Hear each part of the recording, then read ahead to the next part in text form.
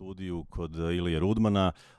Jučer smo popričali s Kai Alcéom, danas nam je gost DJ Garth, on će nastaviti i večer kao glavni gost večeras u klubu Super Super. Garth, hello. Hello, good to be here. Nice seeing you again. You've been to my show yesterday. So what have you been doing since yesterday? Well, I went to the party yesterday, the first night of two-night Imogen 5-year anniversary party with Kai Alcé. It's super nice setup, just a 200-person venue, like nice sound, nice moody lights. So I had a dance for an hour, and then I went and slept because I needed to catch up on my jet lag. Mm-hmm. Did you have any time to walk around the city? Well, today we just went for a nice. We didn't walk, but we drove to a nice restaurant, El Toro. Had a good meal. American style drive-bys. Right. Yeah, okay. It's good. For those who don't know much about you, can you introduce yourself? God, that's a broad one. Yeah, my name's DJ Garth. I've been a DJ for 30 years. I'm an Englishman who moved to San Francisco, kind of not deliberately to spread acid house sound system culture, but that's kind of how it turned out. As soon as I got there, I invited some of my friends from, you know, the rave scene that I'd met over in England, and they came and joined me right away. You don't invite English people to come and stay if you don't want them to show up, because they're going to come, right? So I've been a DJ for 30 years. I had a record label, Imogen Recordings, and I've lived in California ever since. Yeah, so life brought you to San Francisco, and then you started the scene practically, moving acid house, as you said, to America. How did it all happen at first?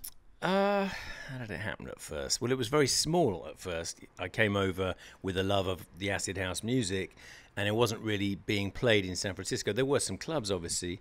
The gay crowd knew about house music, so that's where we would go to hear our house music. But what they were missing, I thought, was the kind of renegade, let's just take a sound system outside and do it and just see what happens style. So what we started doing was these full moon parties every month for free in illegal spaces on beaches and parks and stuff like that. And we'd break the locks if we had to, and it was very raw and lawless, but it engendered a lot of love in the scene because it was free.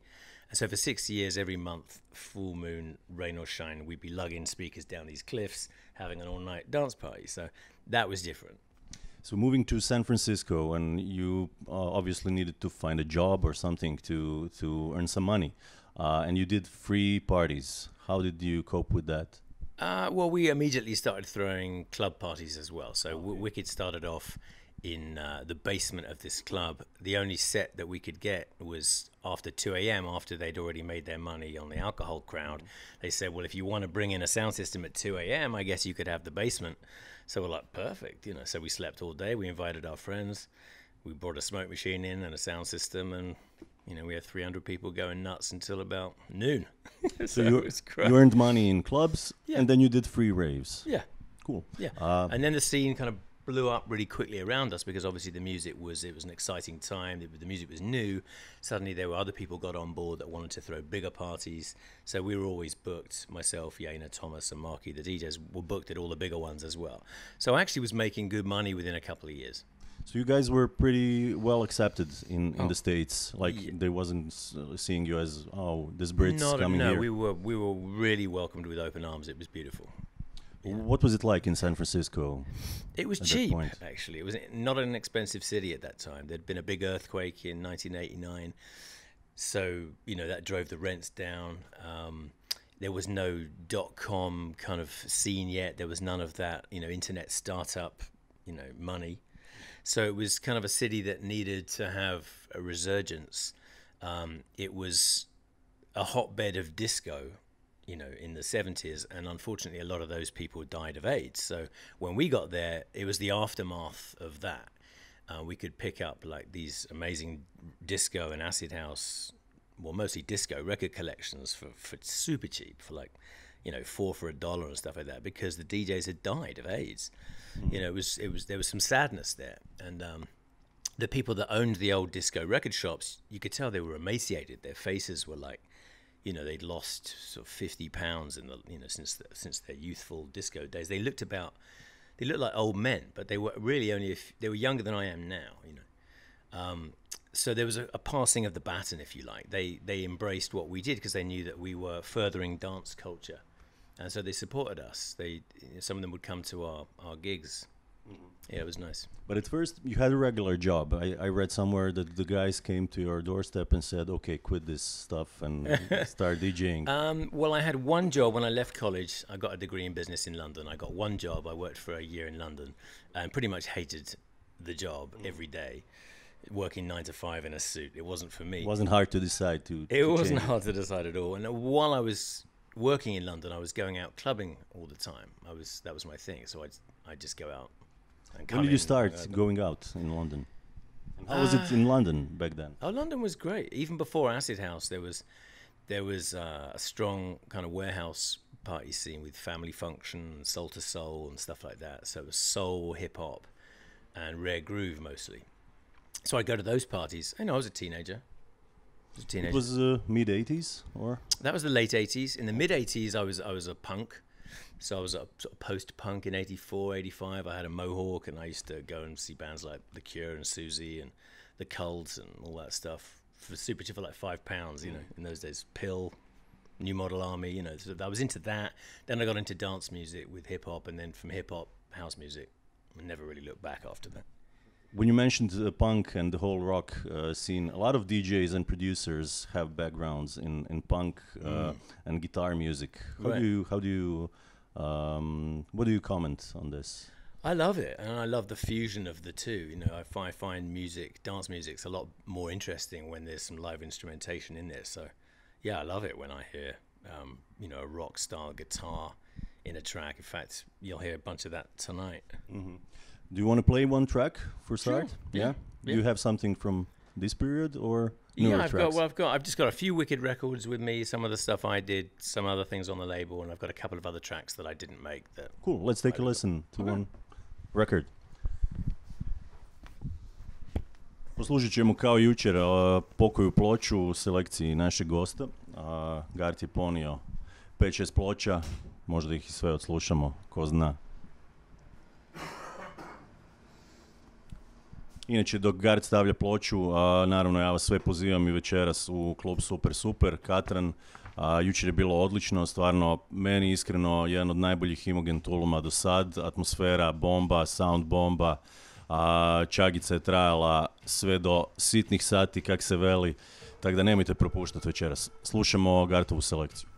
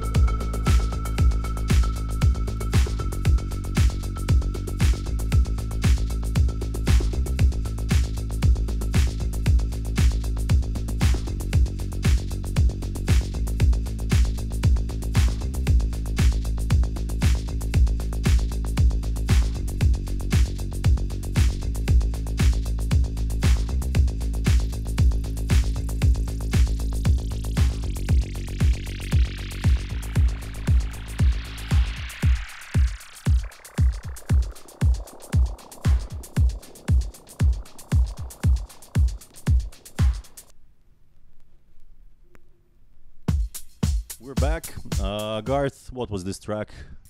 Few words about it. I was just given it in Denver, actually, and I'm terrible with track names. Lost something. But we have a psychedelic moment in the track. Yeah. They gave it to me because they knew that that is my style. It's like, it's rock and rave, I guess. You like the psychedelic touch in music? Psychedelic, yeah. So it's electronic elements, obviously, with the live elements. That's a good record. We've been talking about UK, London, back in the day when you were growing up. It was a hard time to live in Britain at that point, Thatcher time, and can you tell me a bit about that time? Well, it wasn't all hard. It was cheaper, right? It was a lot less expensive to live in London than it is now. So I went to college, and the government actually helped pay for my rent, and I didn't have to pay to go to college. So it wasn't that hard. So I'm there, and I'm working, in the evening, and I'm I'm going to college learning business, and then on the weekends and sometimes in the week I'd go clubbing, and the music was amazing. So, but there was an edge there. There were these break-in parties, as I was saying, and I started following a crew called Tonka Sound System, which Harvey was the biggest DJ with, and they just kind of changed everything. It changed my whole outlook on what was possible. There was a big sound system culture in UK. There was. Yeah. Did it come from Jamaica? How did it come? Yeah, I think it was like reggae sound systems, yeah. And I remember going up to Brixton when I was very young, just for the day, for like a Save the GLC concert or whatever. And they had the Damned and some big acts playing. I think they even had like Sting at one point and Sade. But there was also these reggae sound systems. Shaka sounds, Jar Shaka and stuff like that. And of course, those guys ended up making some early house music too, with Addis Ababa, Melancholy Man, and Shut Up and Dance Records. It was kind of an offshoot from that. So yeah, there was a lot of influences going on, and we took that influence with us to San Francisco that perhaps they didn't have. But let's stay for a bit in UK. Sure. There was a whole big culture of free raves, illegal raves, and it started to be a problem for government. They started raiding it. That's right. Yeah, a couple of years later, I think in 1989, they introduced something. What was it called? Basically, they banned the criminal justice bill. They banned 10 people gathering, listening to repetitive beats.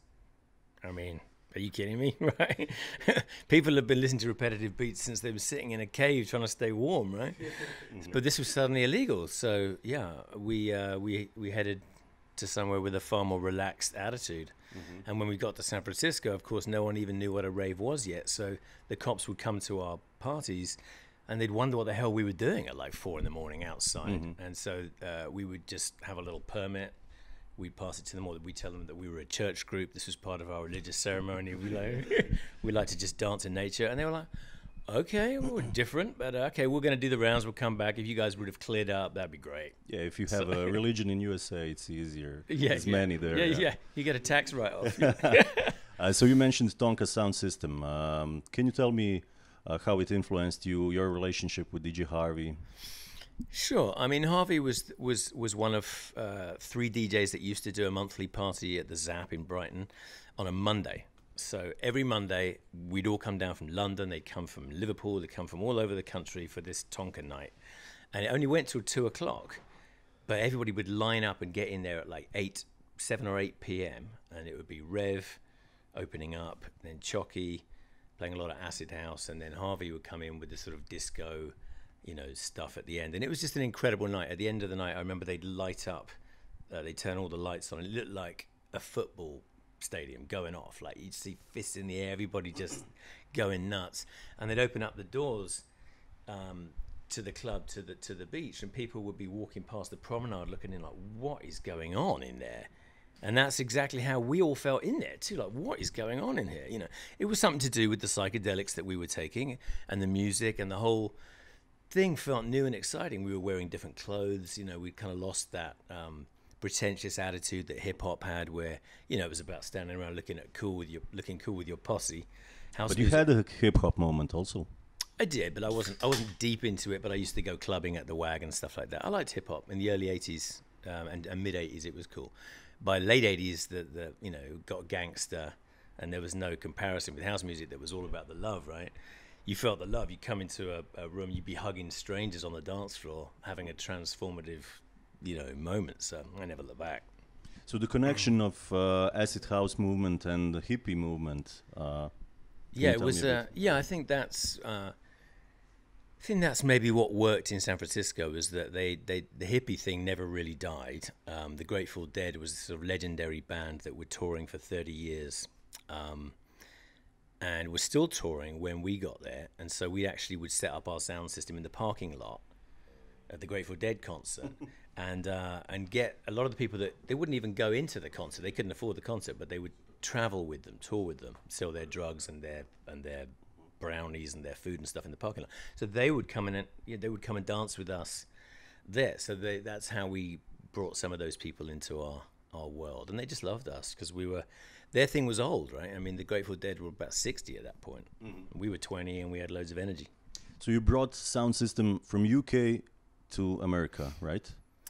Yes, we didn't have our own sound system at that point. In '94, we got a 15K turbo sound rig, custom designed by Tony Andrews. Yeah. For the people that don't know him, a few words about Tony. Yeah, Tony He's a big legend. Yeah, he's a legendary sound engineer who started Turbo Sound and then Blue Box and then Function One as well. He's the man. And he's a perfectionist. I saw him at one festival, still going and rigging on his own. That's it. Yeah. How much did it cost, the first sound system? I think it was $70,000. Nice. Yeah. In today's terms, it would be much more probably. Yeah, it took us a while. So we didn't take any money from our parties for the first 2 or 3 years. We just saved everything. Bought the sound system. So you shipped it to San Francisco? Yes. And how did you started using it? We started using it by taking it to Burning Man. Burning Man had been going for a couple of years. Burning Man is now a huge festival. They get like 70,000 people there. But in those days, there was like maybe 3,000-4,000. So we took our sound system out there and sort of blew everybody away with the first real outdoor sound system. And the sound system was perfect for the desert because it's meant to be outdoors, you know, with no walls or anything for it to reflect off. It just traversed the entire playa. You could hear it crystal clear a mile away. You know, and in those days, you could drive your car all over that playa. There was no sort of rules then at all. So it was a really crazy, lawless party. I remember people just kind of driving by with trucks, like firing off guns just for kicks, and like crazy stuff, you know, nuts. So that was super fun. We did that for a couple of years until we realized how harsh it was on the sound system. It was like full of this like foul dust that we couldn't get out. So we stopped taking it. And then we also toured in a bus with it. We had some friends with a 1947 Greyhound bus. I saw the picture. Yeah. Very nice. It was such a beautiful bus. It had been a Baptist church group's bus. And then it was sitting in a scrapyard for like 5 years. And my friends found it and they cleaned it up and they pulled all the seats out and sort of put new seating in and a new sound system and new floor and new engine and everything. And then we had a tour bus. So then we just traveled the States. There was like 20 of us. We stopped doing the full moon parties because we were exhausted from lugging the speakers down the cliffs. You know, it's work after a while, right? Yeah. It's work, and your friends stop coming after 5 years. They're like, well, you know, we'll see you next time. So it just got to be more hard work. So then we did an annual tour in the bus and had a great time. Wicked Crew, we mentioned it, and we're talking about it. Yeah. Your situation in San Francisco during the years, except the full moon parties, still in clubs. How did it evolve during the years? Well, as I said, it started off free outdoors.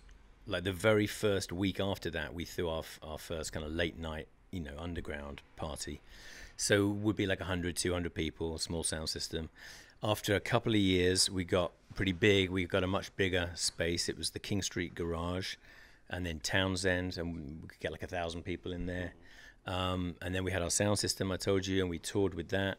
So there's 4 DJs. There's myself, Yena, Marky, and Thomas. Yeah. So Thomas has moved more than any of the others. He went to New York in the late 90s, I guess, and kind of helped start that electro clash movement with his band ARE Weapons. He's always moving. Yena's still in San Francisco, and I moved to LA about 9 years ago. We didn't mention a community party. Yeah, community party was at the same time. We started off doing community and Wicked at the same time, and it was amazing. It was a Wednesday night, so it was only really locals. But at the height of its sort of popularity, I guess we'd have like maybe 900,000 people in there, and it'd go on a Wednesday night. Yeah, on a Wednesday night till 4 in the morning. And so that was amazing. It was myself, Yena, and my roommate Simon. So yeah, community. That was a good one. Yeah, 10 years.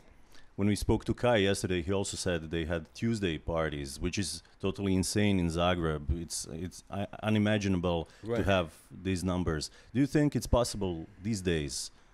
Does it happen in San Francisco? No, it doesn't happen. I think in those days it was a lot less expensive to live there. So most people that you met were young people. They were like students, or they were strippers, or they were DJs, or they were artists.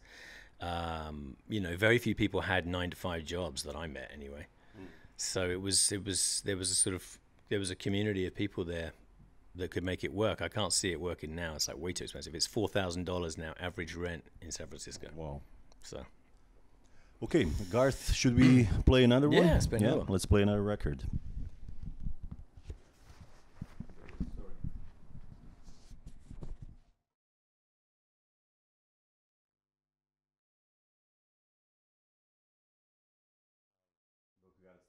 Još jednom pozivam da nam se večeras pridružite u Superu na 5. godišnjici Imogen Recordings labela. Druga večer, a jučer je bilo stvarno odlično uz Kai Alcéa, vrtio je čovjek preko 4 sata. To se možda desi večeras sa Garthom. Imate stvarno lijepu priliku doživjeti dva velikana house glazbe u Zagrebu ovih dana, tako da ne propuštite to nikako.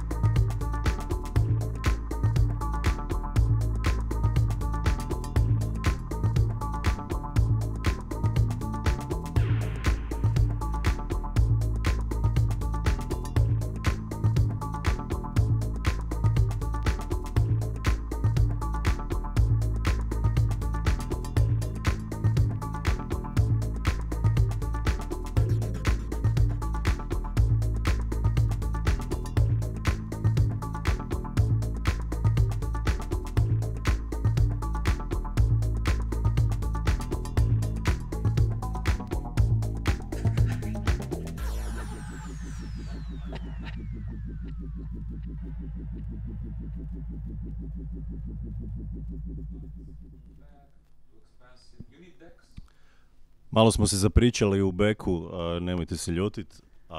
Ovo je bila nova stvar koju je isproducirao Garth. Garth, this is your newest track. Yeah, after a while. Yeah, exactly. First record in 10 years, actually. Really? It's called Hospital Corners, and I did it with Anthony Mansfield, who's a good friend in San Francisco. You released it on your label? It's on Wicked Records, yeah. Cool. I'm not actually running the label this time. I used to run a Wicked Records before I did my Greyhound. So now it's Yena running it, who's one of my partners. But you still have an influence. Yeah, it's Wicked Records. It's Wicked Records. Cool. So production-wise, you have a lot of stuff behind you. You did a lot of remixing. What do you like the most? It's actually really fun remixing if you like the original. I think that's the key for me. I don't like it when you haven't even heard the original and it's like, yeah, sure, I'll do it just cause. And then sometimes you might only have like a hi-hat or something like that to work with. That's stupid. I don't like that. But if you're remixing somebody like Perry Farrell from Jane's Addiction and you get that vocal to work with, or Faithless or something like that, which I got to do, then it's awesome. Or Yabby You. Super old school reggae guy. So yeah, I had a lot of fun remixing the Tribe Called Quest as well. Yeah, you have a lot of influences from dub, from psychedelic. Obviously, we talked about it. Yeah, I like all sorts of music. You like to mix it up with electronic music. I like to mix it up.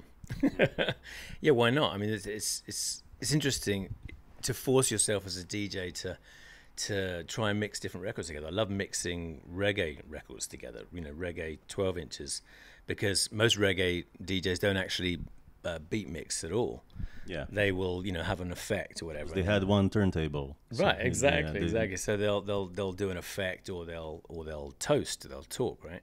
So it's actually really cool when you're mixing reggae records together like house music, because they're fluid, the beats are moving all over the place, but when you lock that in, it's just so psychedelic. And also with rock, it's way more challenging because it's not always syncopated, but it's I find that interesting. So all these influences, Britain is full of them, but you also traveled a lot. You moved around America. You lived in Atlanta. You lived in San Francisco, now LA. Right. How all of that influenced you as a musician? That's a good question. Well, obviously, growing up in England as a teenager was my most influential years of my life. I mean, you couldn't avoid music. We had Top of the Pops every Thursday night, and because it's a small country like yours is, if a track's big in the clubs, it's gonna be suddenly in the charts or the national charts. So we were exposed to like really edgy, cool music, I think. All through the 70s and 80s, so I'm really thankful for that. My mother married an American and moved to Atlanta in 1980, so I went to school there for a year, and I remember I had a boombox and I would listen to the radio station every night, and my favorite radio station was Z103, I think it was called, and it was African American, it was all black, so they would just play nothing but funk. So I'd never even heard funk before, but I was just like, this is the coolest thing ever, right?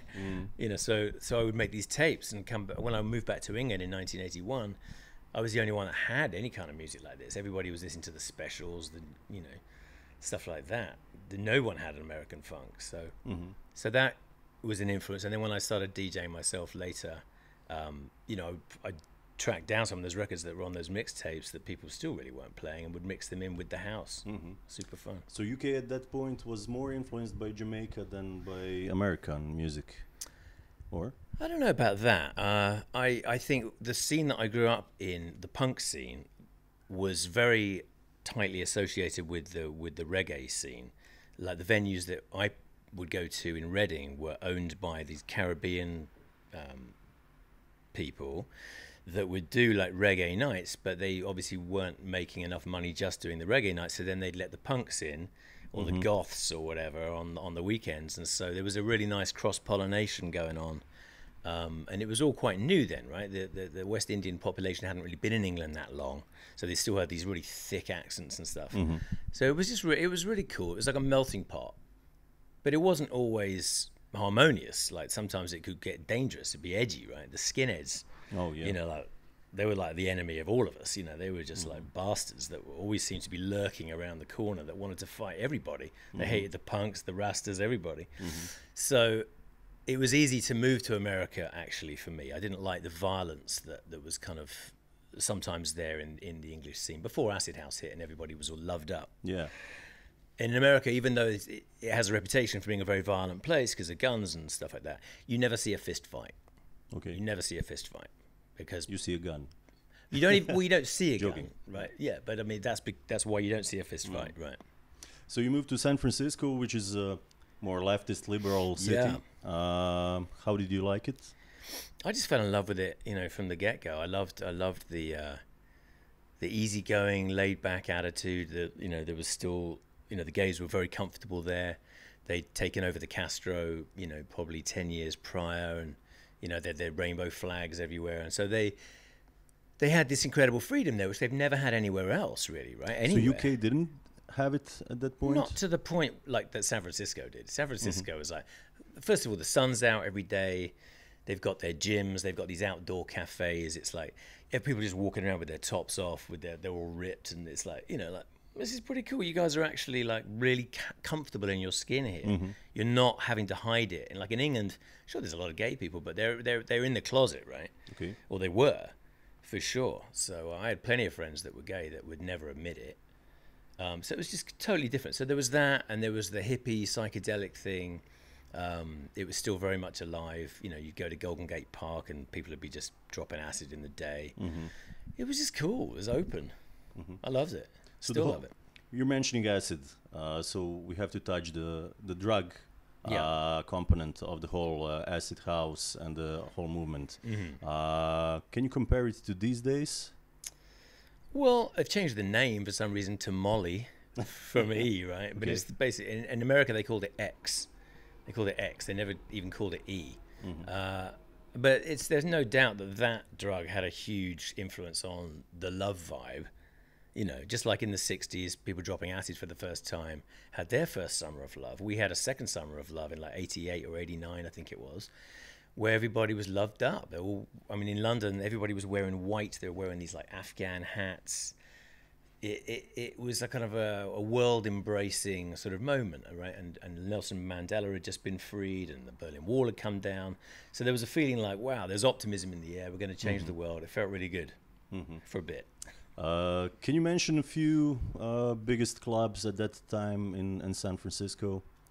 1015 Folsom was the one where we did Community, and that was the biggest club at the time. There was Townsend as well, that had a nice Richard Long sound system in it, which was the same designer who did the Paradise Garage and stuff. So it was like a real New York sort of sensibility with rotary mixers, incredible sound treatment of the room and stuff like that. Nice wooden dance floor, proper. There was the Trocadero Transfer, which had been a legendary disco club that was closed down actually by the time we got there, but they would still open it up. So we did Wicked there a few times.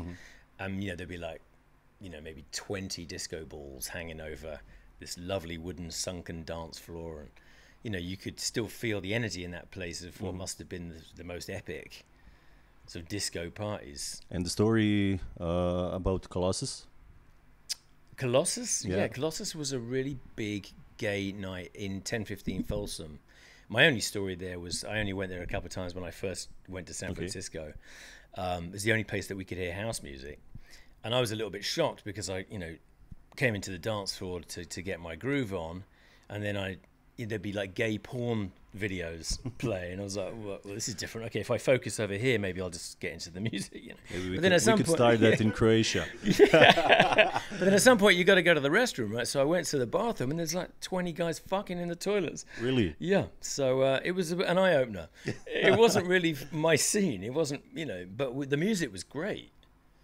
But it was different. It was still different from what we did, a few months later, because the DJ was way up in the gods, kind of up above. It was just very different. It was so different from the house music scene, in England. So it was ripe for us to do our thing at that very venue. That's where we did Community. So what was the type of the crowd that was following you guys, the Wicked crew? Well, it was, I had a bunch of English friends that came and joined me. So there was this kind of like acid house crew from England. There was the young gay crowd that really liked the music. There was some Grateful Dead hippie types, and there were some strippers, and there were some artists, and some people that were in the club scene that were ready for something fresh. They, you know, like the security and stuff were interested in what we were doing, would come, you know, to our parties, which was nice. And there was just a real feeling of genuine community. Like we would all support each other. We'd all go to each other's parties. Like, you know, nice. Monday morning at the end up, sure, we'll be there. Like everybody would support. It was really an idealistic time for a while. Yeah, for a while, and then it commercialized a bit. It was commercialized. A lot of big clubs started copying the concept, right? Yeah. Some other clubs started. Some big rave promoters stepped in and kind of tried to take things into cash in their eyes. Yeah. Yeah, of course. Yeah. How did it change the whole situation? Well, suddenly we had out-of-town DJs. Up until then, we hadn't had any out-of-town DJs for the first like 2 or 3 years. It was just locals. And that changed everything, right? So suddenly, you know, DJs on the lineup that nobody knows or cares about, but we're going to go because we've heard about him in a magazine or whatever. So it becomes less personal, and their fees are astronomical. So then, you know, sometimes the warm-up DJs would then get like an even lower fee than they would have done before because the out-of-town DJs now got all the money, right? Trickle-down economics, which is BS and doesn't actually work at all. But it happens these days at the largest scale. Big festivals putting fees up. It's almost impossible to book some people. What do you think about it? The whole industry these days. I don't know. I mean, the industry's the industry, right? It's going to do its own thing. It doesn't matter what I think about it.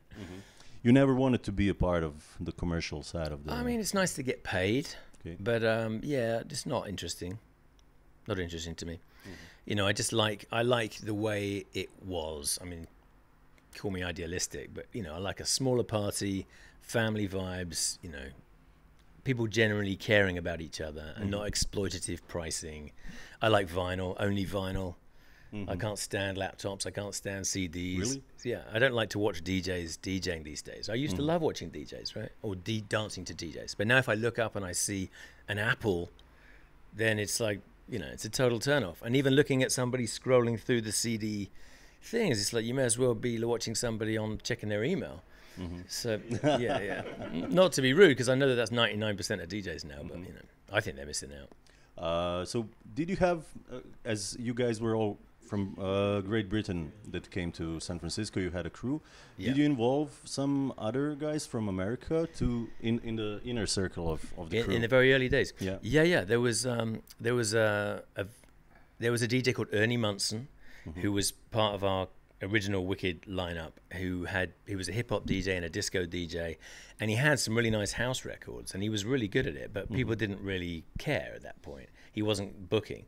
So when we got to town, he was like, oh man, you're my people. So we'd hang out, we'd listen to records and stuff like that, and we realized, okay, this guy's, you know, one of us. So he was part of the first 2 or 3 Wickeds, but ultimately, you know, it doesn't, like, it's a band. Even though you're DJs, it's like there's 4 of you. You've all got 4 girlfriends. That's 8 people. You know, it's like it's a marriage with 8 people. It better be good, right? So unfortunately, he didn't make the cut long term. And somehow we've been going 29 years, the rest of us. And, like, you know, a lot of the time we do feel like we hate each other, but the love is way deeper than the hate. So, you know, we soldier through. There were others. I mean, we brought in Doc Martin from Los Angeles to come and play with us originally. He was one of the first house music DJs. And then when we had a bigger budget to play with, we brought in DJ Pierre in '94. We brought in Chez Demir, Kai Alcé's cousin. He was the second guest. We had Roger Sanchez. We brought Louis Vega. We brought Francois K. I mean, quite a lot of people that we really respected. You know, we wanted to bring in people that we wanted to hear. Of course. Right. Did anyone... Mike Dunn, I think. Did anyone copy your concept, like start their own sound system? Yeah. To be your competition, or... They did.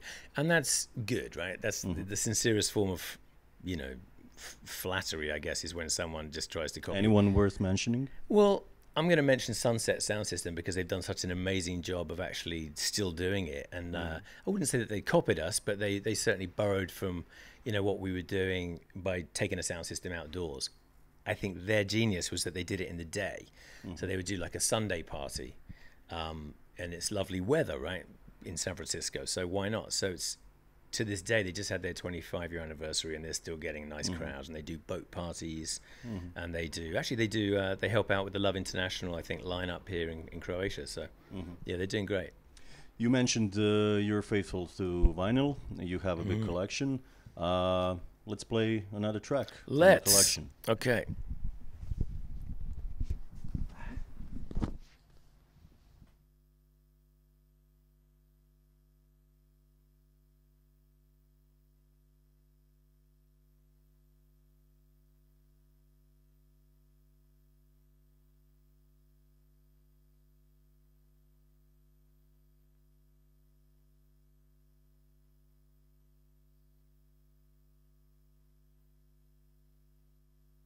Još jednom pozovem na večerašnji tulum u Super, dakle druga večer proslave 5. godišnjice Imogen Recordings sa početkom u 21 sat. Večeras je za zagrijavanje zadužen Antonio Zuza, nakon njega naravno glavni gost DJ Garth i na kraju Imogen Sound System. Slušamo još jednu stvar u selekciji DJ Gartha.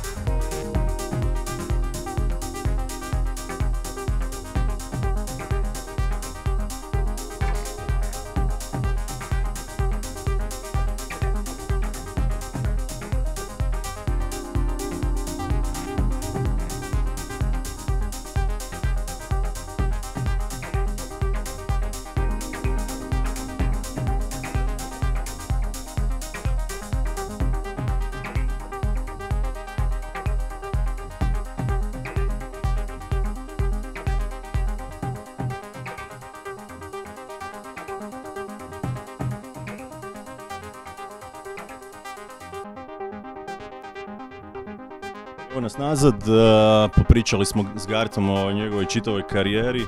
Garth, we went through your career, through your life. We did. Yeah, we could talk a lot more, but you played another track from Wicked Records. It's a new one. Yeah, this is Tranquil Elephantizer Trisha. It was a dedication to one of our original Wicked members, this lovely lady Trisha, who died too young, unfortunately. Mm-hmm. So, yeah, it's a good one. It's Wicked Records number 7, I think. So we were chatting while the record was playing about Wicked. You were releasing like 2-3 records a year, not too much. What's the concept of the label these days? I think it's just to put the Wicked sound back on the map, you know, because a lot of the music that's been coming out lately is actually very similar to what, you know, we were originally pushing, which is this kind of deeper acid house techno. Anyway, it's not me running the label this time. It's my partner Yena and Kelly Cook, and you know, they're doing a nice job. Just two or three re-releases a year. I did another remix actually of Strafe Set It Off, which was a sort of classic electro track that I grew up with, and I made that record actually about 15 years ago. But so that was the first one that came out when we restarted, you know, the Wicked revival, I guess, like 2 years ago. What's happening with Greyhound? Greyhound's dormant right now, yeah, flaccid, but you know, I might revive it. I'm not sure yet. And Golden Goose? Thank you. What's up with Golden Goose? Golden Goose again. It's just it was fun, you know. It was fun. I was playing a lot of disco and rock edits at that time. I mean, I'd always played disco and rock, but like there was a time when I was just like I'd had enough of house music for a while and techno. So Yena and I did a night called Back to Back where we would just play left field music, and it was super fun. So I thought I'd start a label just to help that really. So it was fodder for the dance floor, right? So they were just edits, you know, other people's music. We had 8 singles, and you know, I think never sold more than 800 copies. You know, it wasn't a business venture; it was for a bit of fun. Yeah. I don't think I'll do Golden Goose again. We've been talking about San Francisco a lot, but then in 2011 you moved to LA. I did, yeah. I moved to LA, and I never thought I'd be the kind of person that would move to LA. There's a bit of rivalry between San Francisco and LA. It's stupid, actually. LA people don't care about San Francisco, but San Francisco people feel like LA is like, it's LA, you know. So anyway, I moved to LA, and it's been great. It's been really fun. I've been doing other stuff there. Club scene in LA? The club scene in LA, I wouldn't recommend particularly. It's kind of like Las Vegas style bottle service, you know, pretty cheesy. But the underground scene is really good in LA. It's better than San Francisco. You know, downtown LA, there's a lot of warehouses. It's pretty run down there. So you know, it's all under the radar. But it's strong. Like every. You play a lot? I don't play a lot. I play probably once a month. But always good. I play with these people called Midnight Lovers. And they've got a very young, sort of eclectic, fashion, hipster, arty crowd that it's great. I don't even know where they come from. Because if I do, you know, like an old school kind of crowd, it's going to be, you know, people my age who are really enthusiastic for their music still, but they might not look quite as pretty as they used to 20 years ago, right? Yeah. So it's really fun to play for these people, and they dig it because they don't even know who we are really, and they get really excited about the vinyl because no one else plays vinyl, so they're like, yeah, I can just see how excited they get. It's really fun. Now you're living near Hollywood, and you started acting. I did. I didn't mean to start acting. That's not why I moved to LA, but I was talking to a filmmaker there about, he wanted to do a documentary about my DJ life that never ended up happening, probably because it's not that interesting of a story, really, right? Watching a DJ with his head down playing records, I don't know. But he said, look, I've got this feature film I'm doing right now, and it's a rock and roll film, and I need the record label guy, you know, like the record producer. He's an arsehole. He exploits the band. He realizes that they'll be worth more dead than alive, and I think you'd be perfect for it. He's an arsehole, just like you. So I said yes, and it won an award at the New York Indie Film Fest, and kind of got me all excited. So I've been doing it ever since. I've made like 30 films now, and commercials and everything. And So you're doing castings a lot? Yeah, I mean, the thing is, when you're a DJ, even if you're working a lot, right? You're only working maybe 2 nights a week, so you got 5 days a week. That's an awful lot of time to be doing something. If you're not running a record label and you don't have a job, I haven't had a job since 1990, so I audition every day. Sometimes I audition 3 times a Really? day. Yeah, that's an actor's job. You audition, and you don't just show up and just wing it, right? You have to learn your lines. You have to get into character. So that is my job, auditioning. And then, you know, maybe once a month I might get a booking. But it's been a really good year. I've done 3 feature films and 3 commercials this year and a music video. So yeah, So it's fun. you are pretty successful in music and DJ world. Then you come to acting, and maybe sometimes you're not as much successful because you're starting. Sure. How does it feel? It's humbling, but it feels good. Yeah, it feels good. I actually like, I don't know if I like it. It's a bit of a bitter taste being humbled, but I think it's better for your soul to be humble. And when you're acting in LA and you're a nobody, there's like, you have to be humble. There's like, you can, like, your arrogance is completely misplaced. Hollywood owes nobody anything, and they know that. And so you have to come in there and just like be really easy to work with and like really professional. You have to be off book, and you have to just like know what to do on set and everything. So, and I love that. It's challenging. You kept your British accent living in America? Yeah, I don't take like elocution lessons to keep my British accent or anything, but it's interesting. It never went away. Doesn't hurt. Do you have to use the American one on these kinds of... If I do an American accent, it comes out a bit John Wayne. It's like you just fall back to the old Western. So it's either Western or it's Southern. I can do that. But and I've done a few Southern roles. But yeah, I do different accents. I've done an Australian, I've done an Irish, Scottish, German. You know, they're usually comedic. Cool. Do you remember your first gig? I do. It wasn't much of a story. It was at the student union in London.